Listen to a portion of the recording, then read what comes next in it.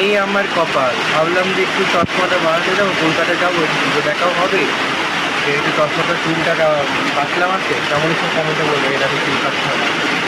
ভাবলাম একটু যাই, একটু ঘুরে আসি, এতদিন বেরোয়নি, চশমাটা নতুন চশমা বানাতে যাবো, কী বলবো। এই দেখলাম কেন যেতে পারছি না, বৃষ্টি। মা তার আসল রূপ দেখালো, বৃষ্টি হচ্ছে। কী মজা, রেডি টেডি হয়ে বসে আছি, আমি বৃষ্টি তোমার অপেক্ষা।